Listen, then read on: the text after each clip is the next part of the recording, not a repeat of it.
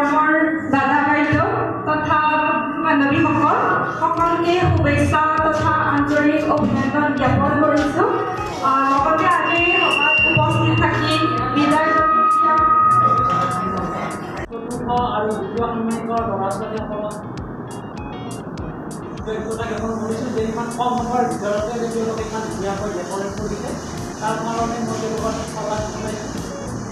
আৰু আজি এই সভাখন পতাৰ উদ্দেশ্য হয়তো আমি সকলোৱে জানো।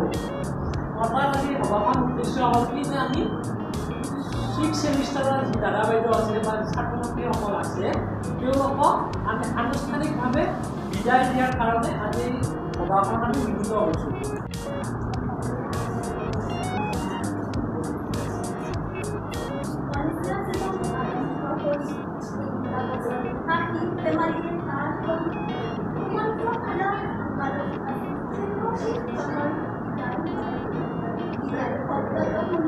Our so low presence.